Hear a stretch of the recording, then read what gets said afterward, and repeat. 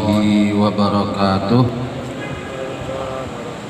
Inna lillah nahmaduhu wa nasta'inuhu wa nastaghfiruh wa na'udzu billahi min sururi anfusina sayyiati a'malina may yahdihillahu fala mudhillalah wa may yudlilhu fala hadiya. Allahumma salli wa sallim ala Sayyidina Muhammadin Rasulillah ibnu Abdillah ala fi kitabil syaitanir rajim. Ya ayyuhalladzina amanu kutiba alaikumus syiyam kama kutiba alal ladzina min qablikum la'allakum tattaqun. Wa qala a'udzu billahi minasy syaithanir rajim. Yarfa'illahu alladhina amanu minkum walladhina utul ilma darajat. Wa qala nabiyyu sallallahu alaihi wasallam man salaka tariqan yaltamis bihi ilman sahalallahu lahu tariqan ilal jannah. Sadaqallahu wa sadaqa nabiyuhul karim. Hadir kaum muslimin, Bapak Ibu jamaah salat maghrib dan nanti insyaallah isya Masjid Raudhatul Falah yang insyaallah dirahmati, dimuliakan serta dicintai oleh Allah Subhanahu wa taala. Terlebih dahulu hadirin yang dirahmati Allah taala, marilah kita sekalian untuk yang kesekian kalinya menghaturkan rasa syukur kita, terima kasih kita kehadirat Allah Subhanahu wa taala. Karena hadirin sekalian, hingga detik ini kita tetap ditakdirkan Allah taala sebagai hamba-hamba yang beriman, sebagai hamba yang bertakwa, dan insya Allah sekaligus sebagai hamba yang terus berikhtiar berusaha meningkatkan amal soleh kita. Mudah-mudahan hadirin kondisi seperti ini dapat istiqomah, bahkan meningkat yang setinggi-tingginya, yang sebaik-baiknya, hingga saatnya nanti kita kembali ke hadiratnya betul-betul mati kita diparingi mati dalam keadaan husnul, jauh daripada su'ul khotimah. Amin ya rabbal alamin. Salawat salam kita hatur kepada baginda panutan kita Nabi Agung Muhammad sallallahu alaihi wasallam yang banyak memberikan uswah, teladan, contoh-contoh kepada kita. Mudah-mudahan kita bisa mengamalkan yang sebaik-baiknya sehingga kita betul-betul diakui sebagai umatnya dan nantinya kita mendapatkan syafaatnya. Amin ya rabbal alamin. Hadirin, syukur juga kita haturkan kehadirat Allah. Rupanya tidak terasa kita sudah akan mengakhiri bulan Sya'ban. Insya Allah hari ini tadi hadirin Jumat ini Jumat terakhir di bulan Sya'ban ini.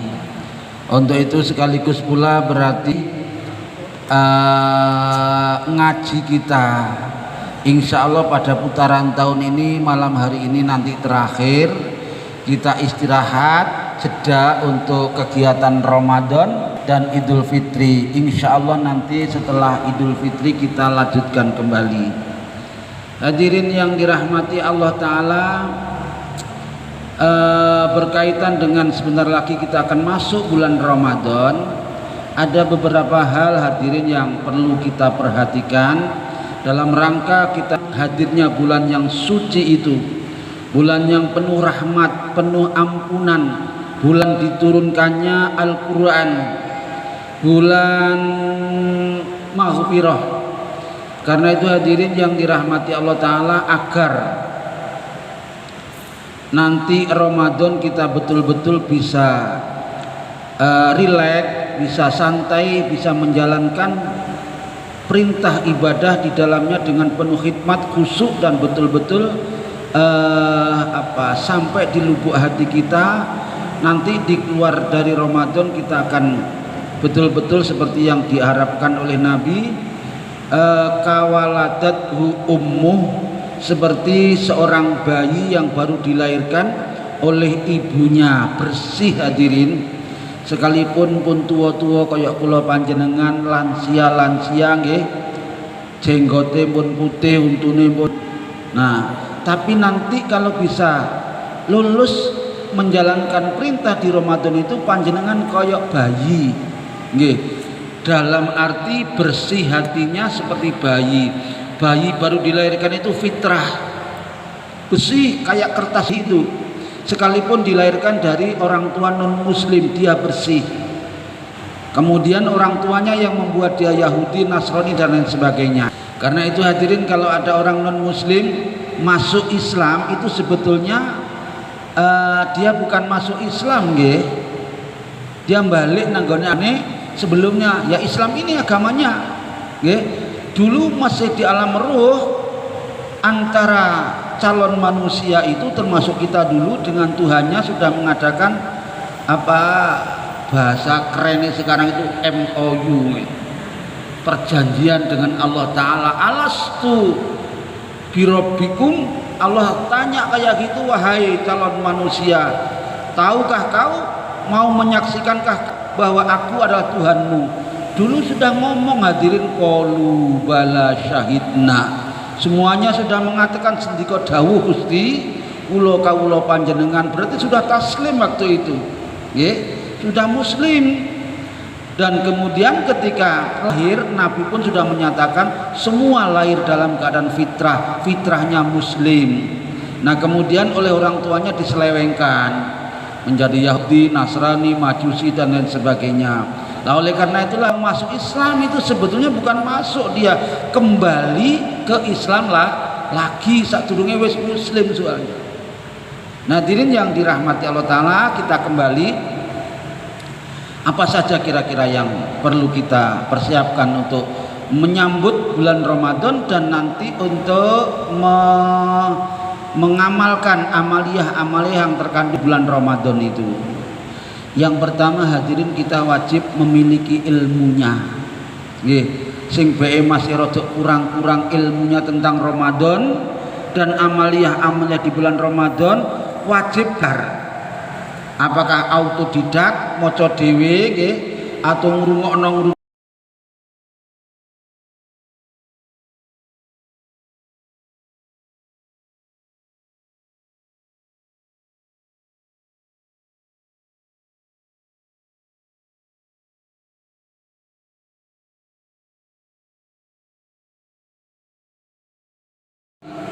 apa saja yang menjadi rukun-rukunnya puasa di bulan Ramadan, apa saja yang bisa membatalkan puasa di Ramadan itu, bahkan apa saja yang dilakukan orang puasanya ndak batal, memang puasanya sah tapi ora oleh apa-apa, oleh mek lapar dan dahaga. Rubba soimin laisa min siyamihi ilal ju wal atos, ini nanti akan banyak disampaikan oleh para ustadz nggih. Betapa banyak orang yang poso ning gitu saja nih, tapi begitu keluar dari Ramadan ora oleh apa-apa kecuali dapatnya lapar dan dahaga. Karena itulah hadirin, ada sebuah makalah, man amila bi ghairi ilmin amaluhu mardudatun la tuqbalu. Ini bukan hadis memang, tapi baik untuk kita jadikan pedoman.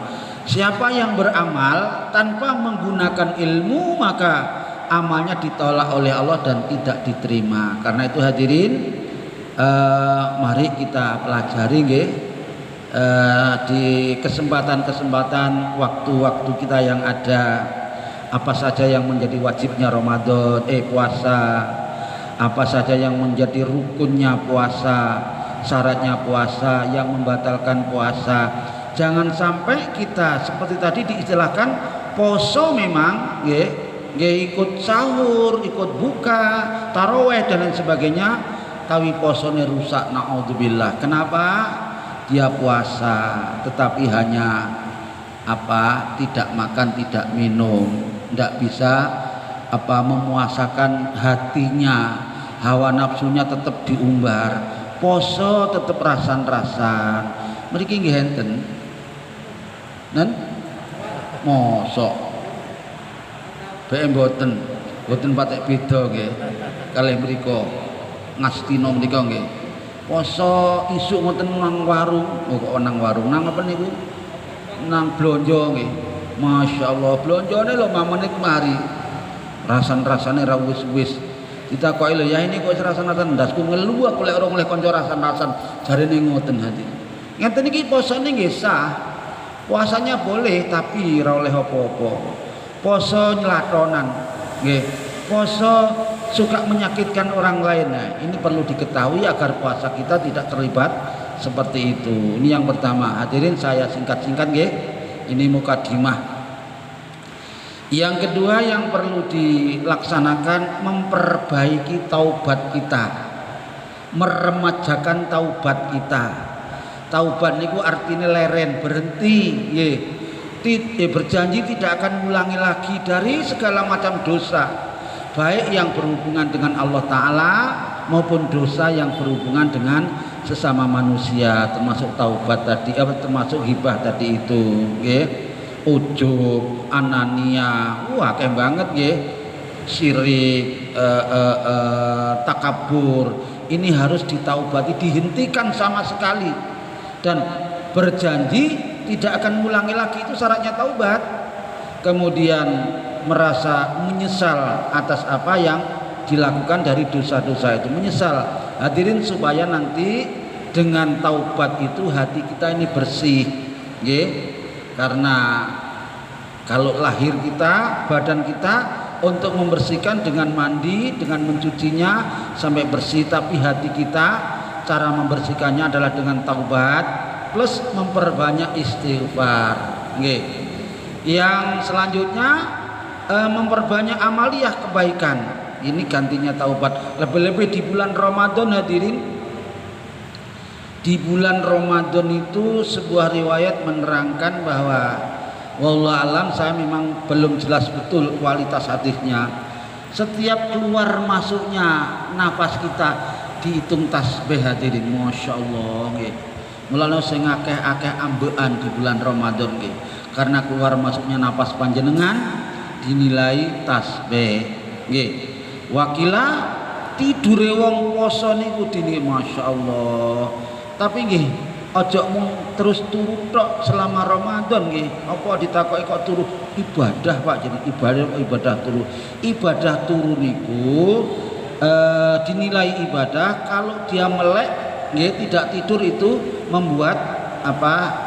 Kerusakan-kerusakan di dalam amalia. Maka daripada kayak gitu lebih baik turu, maka turunnya ibadah. Menengnya hadirin juga dinilai ibadah. Karena itu hadirin yang dirahmati Allah Ta'ala, mari nanti selama Ramadan kita tingkatkan kebaikan-kebaikan kita.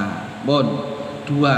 Yang ketiga, ini juga sudah sering kita aturkan nggih. Tata niatnya nggih.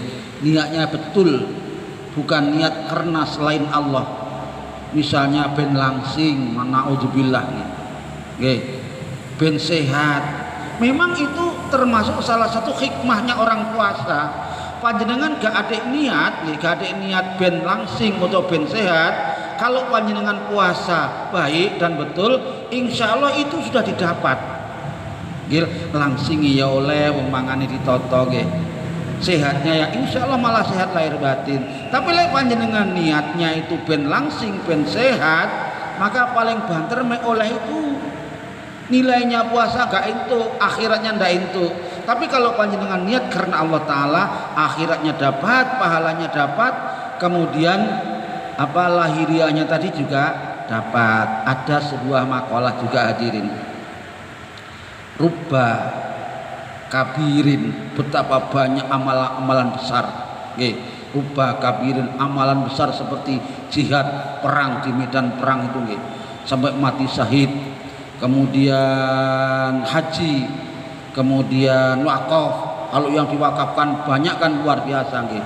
Hadirin, itu menjadi kecil di mata Allah, remeh sekali, bahkan hampir tidak kelihatan sekalipun amalan besar. Kenapa? Karena salah niatnya. Tusaghiruhum, niat menjadi kecil karena salah niatnya. Sebaliknya hadirin, rubba saghirin, betapa banyak amalnya kecil, tukabiruhum, niat menjadi besar karena betul niatnya. panjenengan senyum yang tulus kepada sesama saudaranya. Masya Allah, kita kecil hadirin itu dinilai ibadah. Tabassumuka li akhika sodakotun wakilah ibadatun, coba. Karena itu hadirin yang tulus ya, niatnya betul. Panjenengan membuang sampah atau kotoran di halaman, di jalan, kita kecil tapi di mata Allah menjadi besar karena niat panjenengan yang betul. Yang selanjutnya hadirin yang dirahmati oleh Allah Ta'ala, bulan Ramadan itu bulan yang penuh hikmah dan penuh berkah. Bahkan ada sebuah riwayat nanti di Ramadan panjenengan juga akan diberi keterangan atau ceramah tentang itu. Al jannatu, surga, nggih, surga. Ora ono wong sing gak pengin surga, nggih napa nggih? Masih wong sing ahli maksiat itu loh. Nek ditakoki mbuh lek mati besok mlebu ndi, dia kepengin masuk surga. Tapi hadirin, surga itu ternyata hanya merindukan terhadap 4 golongan. Surga merindukan 4 golongan. Panjenengan nggih pengen dirindukan surga? Ada 4 hadirin. Panjenengan gak sah pengen swarga, lek panjenengan melakukan salah satu di antara 4 atau keempat-empatnya malah bagus, maka panjenengan termasuk dirindukan surga. Mut'imil ji'an salah satunya, suka memberi makan kepada orang yang kelaparan. Kelaparan ini kalau diuraikan juga panjang lebar luas banget, tapi kebanyakan ulama menerangkan orang yang memberi makan orang yang lapar ketika puasa, dia baik mau buka maupun mau sahur hadirin. Sebuah riwayat yang lebih spesifik, panjenengan memberikan bukoan, makan berbuka puasa satu orang saja, satu hari, panjenengan disamping oleh pahalanya puasa panjenengan oleh bonus 1 pahala lagi seperti yang dilakukan oleh orang yang berpuasa, sementara yang berpuasa dia tidak terkurangi pahalanya. Ini 1 orang hati. Lah nek panjenengan ngekei 10 orang, masyaallah karek ngepingno. Lah nek berkali-kali oleh ngekei, lah ini termasuk orang yang dirindukan oleh surga Allah Subhanahu wa taala. Penak nggih? Halo? Penak nggih? Penak ngomongi nggih. Nglakonine ya apa jare engko nggih. Latihan ndak mungkin bisa kalau ndak latihan. Kemudian termasuk yang dirindukan surga hadirin, dan ini dianjurkan banyak-banyak membaca Al-Qur'an di bulan Ramadan. Talil Qur'an. Nggih. Talil Quran baik yang sudah lancar, bahkan mungkin banyak hafalannya, bahkan hafal 1 Al-Quran, maupun yang masih gradul. Napa gradul niku? Ya masih belajar lagi. Itu dinilai luar biasa pahalanya oleh Allah Ta'ala. Makanya yang belum bisa betul jangan sungkan-sungkan, jangan ragu-ragu, panggil guru atau tanya kepada yang sudah lancar, supaya panjenengan tidak ada hari terutama di bulan Ramadan itu tanpa talil Quran, tanpa membaca Al-Quran. Syukur le iso sedina sak juz, iso kira-kira. Hadirin, di tempat kami, keluarga kami itu ada grupnya. Sekarang kalau pandai memanfaatkan WhatsApp itu ternyata bagus, tapi lagi disalahgunakan ya sebaliknya. Nah, apa kebaikannya? Kalau bisa grupnya Pak Musa nanti dibentuk grup Raudhatul Falah, adakan khatmul Quran. Berapa orang jumlahnya itu? Hari ini si A juz ini, si B juz ini, bagus Pak Musa. Di tempat kami diadakan kayak gitu. Kalau misalnya 10 orang, berarti 1 hari sudah jalan 10 juz. Besok dibuka lagi. Dan jangan lupa salah seorang diantaranya membacakan doanya dipostingkan juga di situ. Masya Allah hadirin, gak terasa, gak terasa, tapi kita sudah menghatamkan Al-Quran bersama-sama melalui grup WhatsApp kita. Jadi WhatsAppnya gak gaya dagelan doai. Saya sering buka kok ana wong ayu bolak balik. Ya ora apa-apa sing nyegerkan mata, tapi ya lek Ramadan leren nggih mangken nggih. Nek posting sing ngono niku goleki daleme Pak Sahri sing akeh ngono. Sopo sing mesti iki? Jangan juga napa? Jangan juga pensiunan goleki wong gak ono. Ngono ae. Timbangane ngoten kan Ramadan praise kemudian apa baca Al-Qur'an 10 orang ngoten sak juz masyaallah luar biasa. Nggih. Ini di grup apa keluarga kami diadakan kayak gitu. Nanti apa kalau misalnya sudah punya grup-grup yang lain dan semuanya mengadakan ya bisa digabung nggih. Bisa digabung. Ngoten nggih. Jadi jangan sampai Ramadan tanpa baca Al-Qur'an. Syukur-syukur kalau tadi itu setiap hari bisa 1 juz sehingga 1 bulan sudah khatam 1 kali Al-Qur'an. Nah, yang wakil saja nih saya akhirin yang terakhir. Jangan apa malas-malas untuk berdoa. Doanya orang puasa itu tidak ada yang ditolak oleh Allah Subhanahu wa taala. Lebih-lebih panjenengan bisa memilih waktu kayak yang sudah kita ketahui itu nggih. Habis sholat, habis baca Al-Qur'an, waktu sujud nggih. Kemudian habis sahur banyak berdoa hadirin. Mintalah kebahagiaan dari Allah taala, baik kebahagiaan dunia maupun kebahagiaan untuk nanti di akhirat. Hadirin mungkin itu yang saya dapat sampaikan untuk mukadimah pertemuan malam hari ini dalam rangka menyambut hadirnya bulan suci Ramadan. Mudah-mudahan kita bisa mengamalkan. Baik, sebelum kita masuk ke dalam riwayat ini ada yang perlu dibahas, ditanyakan mungkin wonten boten wonten boten lanjut nggih Ibu monggo lek wonten ini mic-nya nggih monggo silakan mumpung masih ada kesempatan Jumat depan kita sudah tarweh nggih. Assalamualaikum. Waalaikumsalam warahmatullahi wabarakatuh nggih. Mohon tanya Pak Ustadz. Nggih. Seandainya puasanya itu bisa sehari itu nutup. Terus kalau 5 waktu itu ada yang Ibu kurang jelas. Kalau 5 waktu itu ada yang bolong sholatnya, apakah bisa dapat pahala? Itulah pertanyaan saya. Kalau 5 waktu, kalau 5 waktu Tolong. Sholat 5 waktu itu ada yang bolong. oh bolong, walah. Gimana? Nggih. Itu pertanyaan saya. Nggih. Dijelaskan. Nggih. Assalamualaikum warahmatullahi wabarakatuh. Waalaikumsalam warahmatullahi wabarakatuh. Nggih, lali wau kula. Hadirin, sebetulnya masih ada nggih. Pastikan nanti panjenengan masuk Ramadan wis ra duwe utang. Kira-kira ya apa? Ojo-ojo sik duwe utang tahun ngarep, tahun kepenger. Lek sampai duwe utang, iki menurut pendapat yang kenceng nggih, panjenengan tetap wajib bayar plus dengan bayar fidyah. 1 hari 1 kali fidyah. Nggih. Kemudian seperti yang ditanyakan oleh Ibu tadi itu, nggih pun bolong nggih salate nggih. Ini sering ditanyakan, saya ngaji 3 kali ini ada pertanyaan yang sama seperti itu. Ini bolak-balik kita terangkan bahwa sholat itu adalah kunci daripada seluruh ibadah kita. Nggih. Ibadah apapun, nggih, apapun ibadah termasuk puasa itu belum akan diterima oleh Allah Ta'ala sebelum sholatnya adalah sholat yang baik, yang sempurna sesuai dengan kemampuan kita. Bolong ini pengertiannya juga rodok dawa nggih. Kalau bolongnya memang memang syar'i, kaum perempuan, kaum putri memang kadang-kadang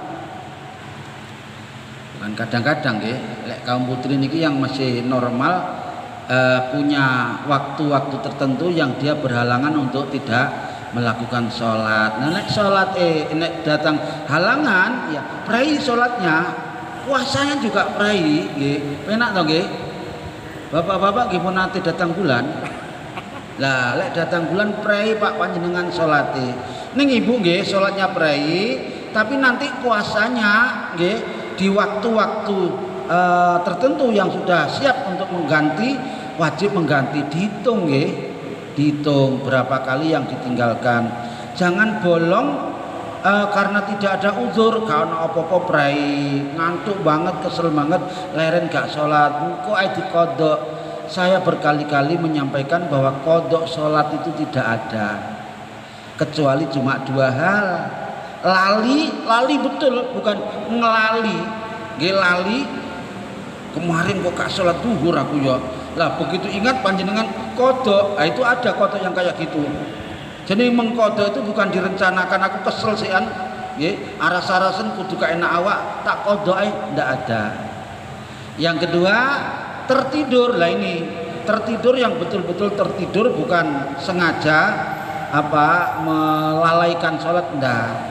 Jadi misalnya karena ngantuknya tidak tertahan, tertidur, tidak ada yang membangunkan sampai sholatnya ketinggalan satu atau lebih. Begitu dia bangun wajib segera mengkodok. Jadi kodok itu cuma ada dua itu, karena lupa dan karena tertidur. Tidak ada menyengaja mengkodok sholat. Yang ada jamak. Kalau jamak boleh, sekalipun panjenengan tidak tindakan, tidak pergi kemana-mana, di rumah ada uzur yang berat, mau sholat duhur misalnya, ada musibah, banjir, longsor, kobongan, panjenengan nanti boleh menjamak sholatnya dengan asar, jamak tok, tapi betul oleh kosor, karena kosor itu hanya bagi orang yang bepergian yang sudah cukup jarak tempuhnya. Yang keempat,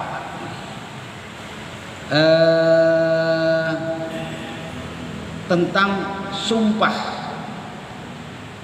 An Abi Tharifin Adiyin ibnu Hatim At-Ta'iyin radhiyallahu qala sami'tu Rasulullah sallallahu alaihi wasallam. Kata Abu Tharif pernah mendengar dari Nabi, kata beliau, kata Rasul, man khalafa, barang siapa yang bersumpah ala yaminin untuk satu perbuatan, demi Allah aku besok mau gini, sumpah dia. Sumaro'a, ternyata dia di waktu yang sama akan melakukan apa yang disumpahkan itu, dia melihat sesuatu ittaqo yang membuat dia lebih bertakwa lillahi kepada Allah Ta'ala minha dari sumpahnya itu, fal yakti takwa, maka datangilah sesuatu yang lebih baik, yang lebih mendatangkan takwa kepada Allah Subhanahu wa Ta'ala.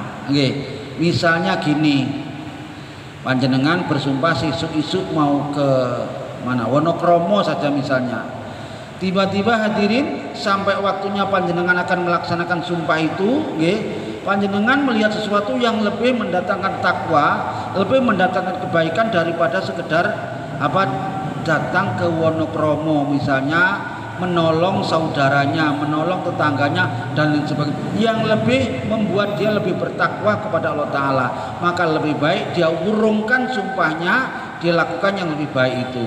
Masih ada lanjutannya, nanti harus bayar kifarat, bayar sanksi.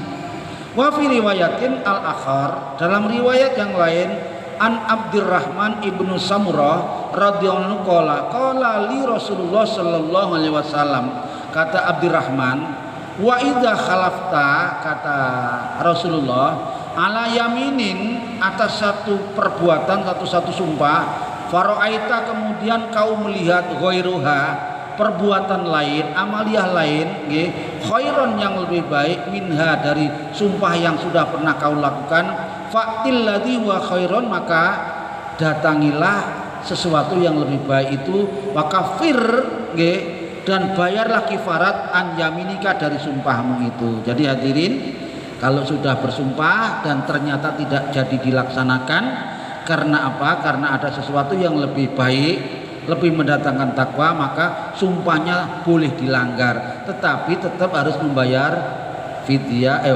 kafarat atau sanksi. Laniki sanksinya apa? Di dalam Al-Quran ada, Allah berfirman, surat yang kelima, surat Maidah ayat 89, Allah berfirman, fakafaratul yamin, adapun kifaratnya bersumpah, kama qala ta'ala, seperti yang difirman Allah Ta'ala, la yu'akhidukum, tidaklah menghukum kepada kamu. Allah tidak akan menghukum kepada kamu billaghwi, kepada sumpah yang tidak disengaja. Sumpah tapi gak sengaja. Kalau tadi panjenengan bilang aku sihir demi Allah akan nang monokromo, ini menyengaja. Ada orang yang hadirin kadang-kadang yang bercakap-cakap tanpa dia sengaja, demi Allah aku mau melihat kecelakaan tabrakan ning gone jalan monokromo misalnya. Dia tidak berniat untuk melakukan sumpah hadirin, tapi dia melafalkannya. Lafal sumpah yang dia sampaikan itu tidak keluar dari lubuk hatinya dengan niat yang betul-betul untuk melakukan sumpah. Walakin kata Allah Ta'ala, yu'akhidukum, Allah akan menghukum kamu bima aqadtum al-aiman, dari sumpah yang kau sengaja. Lah niki sengaja sumpah kok dilanggar, maka bayar hukuman. Fakafaratuhu, hukumannya, kifaratnya, sanksinya orang yang melanggar sumpahnya, yang pertama adalah it'amu asyarati masakina, memberi makan 10 orang miskin. Ini kifaratnya yang pertama. Jadi aja gampang-gampang sumpah loh nggih. Sumpah sing diniati betul. Lek panjenengan tidak bisa melakukan, maka hukumannya ini. Pertama, boleh dia memilih opsi-opsi ini. Mana yang dia sanggup? Yang pertama, memberikan 10 makan orang miskin. Min ausatin, dari ukuran makan yang sedang yang biasa dia makan dan biasa dia berikan ahlikum, kepada keluargamu. Misalnya kalau panjenengan satu kali makan setiap harinya itu habis 25.000 nggih, dipengno 10 hadirin untuk membayar apa sumpahnya tadi itu. Au kiswatuhum, atau memberikan 10 pakaian. Kalau tidak memberi makan, memberi pakaian seperti yang panjenengan gunakan, yang panjenengan kenakan. Seukuran itu api LE atau nilainya itu sebanyak 10 pakaian diberikan kepada orang miskin. Au tahriru raqabah. Lah niki sing ketika rada abot hadirin, karena hamba sahaya itu sekarang sudah sulit untuk ditemukan dan nilainya mahal banget ya. Sekalipun satu orang hamba sahaya memerdekakan. Jadi ini sudah ada 3 pilihan. Panjenengan boleh milih mana, nggih, apakah memberi makan, memberi pakaian, atau memerdekakan budak. Sing paling ringan ini famalam yajid, sing sapa wonge ndak sanggup ini semua tadi itu, beri makan ya ndak bisa karena satu dan lain hal, beri pakaiannya kayak gitu, apalagi memerdekakan budak, maka panjenengan boleh dalam rangka membayar sanksi atau kifarat panjenengan tadi itu, famal lam yajid fasyamu salasati ayamin, dia berpuasa 3 hari untuk menggantikan 1 kali sumpah. Lah nek sumpah ping 10 dilanggar kabeh ya karek ngitung nggih, 3 ping 10 masyaallah padha karo puasa Ramadan punan iki. Dzalika kafaratu aimanikum, itulah kifarat nggih, sanksi atau hukuman bagi orang yang bersumpah idza khalaftum, manakala engkau melakukan sumpah dan engkau melanggarnya. Karena itulah kata Allah Ta'ala, wahfadu aimanikum, jaga dan hati-hatilah dalam berucap sumpah, karena sumpah itu sama saja dengan ya sumpah kepada Allah Ta'ala. Hadirin, tekniknya sumpah itu, kalau kita sebagai hamba itu ketika bersumpah menyebut asma Allah, boleh milih talaat, awalan salah satu dari 3, boleh wallahi, tetap menggunakan asma Allah, boleh tallahi, boleh billahi, 3. Lain dengan sumpahnya Allah. Kalau Allah yang maha mencipta, sumpahnya Allah menyebutkan ciptaan-ciptaannya seperti wasyamsi waduhaha, ini sumpah semuanya Allah, watin wa zaitun wa turisinin dan seterusnya, ini sumpahnya Allah Subhanahu wa taala, atau wal asr. Ngoten nggih? Baik, sekarang yang kelima, hadis yang kelima. An Abi Umamah Sudaiy bin Ajlani Al-Bahili radhiyallahu sami'tu Rasulullah sallallahu alaihi wasallam nggih, kata Abi Umamah, aku pernah mendengar Rasul yang bersabda di dalam khutbahnya fi hajjatil wada, di dalam haji wada beliau, haji pungkasan, haji yang terakhir. Kata Rasul, beliau bersabda, ittaqullah, tingkatkanlah takwamu kepada Allah Ta'ala. Masya Allah, matur suwun nggih. Takwalah kepada Allah Ta'ala. Wasallu khamsakum lah niki Bu nggih. Wanti-wantinya Nabi, jagalah sholat 5 waktumu. Kalau kita berhalangan untuk puasa, kita boleh ndak puasa nggih, sekalipun memang tetap wajib ganti. Kalau kita tidak punya sesuatu, maka kita tidak wajib bersedekah, apalagi zakat. Kalau kita tidak mampu, kita boleh tidak berhaji, tapi tidak demikian dengan sholat. Sholat ini ukurannya akalnya, otaknya. Selama akal atau otaknya masih berfungsi, dia bisa sadar, sekalipun kayak apa sakitnya, dia tetap harus melaksanakan sholat sesuai dengan kemampuannya. Ora kuat ngadeg ya karo lungguh, ora kuat lungguh kare berbaring, sampai berbaring pun sudah ndak kuat, isone tinggal isyarat kedip-kedip dok, tetap wajib melakukan sholat, sekalipun takbir ya kedip, baca Fatihah ya kedip, ruku'e kedip. Ini sholat dalam hatinya yang, nah maka ada sebuah pernyataan hadirin, ibadah kita termasuk sholat itu yang dinilai bukan hasilnya, bukan wujud daripada proses perlakuannya, tetapi bagaimana kesungguhannya dalam melakukan perintah itu, termasuk sholat itu. Sekalipun mek kedeme moto, tapi dia sungguh-sungguh hanya itu bisanya, maka itu sudah bisa nilai sebagai sholat yang baik, karena kemampuannya cuma seperti itu. Tapi jangan sekali-kali alasan terus meninggalkan sholat. Ini wanti-wanti Nabi, tingkatkanlah takwamu kepada Allah dan lakukan sholatmu 5 waktu. Wasumu syahrakum lan iki yang tadi kita terangkan, lakukan puasa Ramadanmu. Wa'du zakata amwalikum, dan keluarkanlah zakat daripada hartamu. Hadirin yang dirahmati Allah Ta'ala, maka bolak-balik kita aturkan nggih, perbanyak sedekah. Nah ini nanti terutama di bulan Ramadan, sedekah itu hadirin panjenengan ngeten. Ini jarang kalau sampai akan lali-lali terus soalnya. Panjenengan niati 2 hal.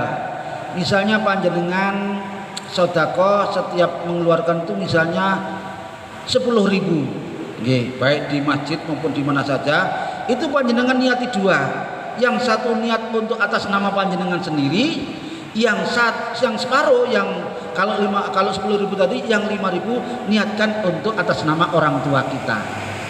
Secara tidak langsung kita sudah berbakti, berbuat baik kepada orang tua kita melalui sedekah itu, sekalipun saiki karena mampunya sedikit, tapi terus menerus. Nah, yang untuk kita yang separuh, yang cuma 5.000 tadi itu juga panjenengan niat. Kita kan punya kewajiban zakat, mungkin ada hitungan-hitungan yang salah sehingga kita dalam mengeluarkan zakat itu kita masih kurang, maka dari sedekah yang panjenengan keluarkan itu bisa digunakan untuk bunteti, nutupi kekurangan-kekurangan zakat harta panjenengan yang panjenengan keluarkan. Atau kalau mungkin zakatnya sudah penuh, panjenengan pernah katutan miliknya orang lain, panjenengan belum sempat untuk mengganti atau mengembalikannya, niatkan dengan cara panjenengan sedekah itu, maka diantara pahalanya adalah untuk orang yang mungkin hartanya pernah katut kepada panjenengan. Baik, berarti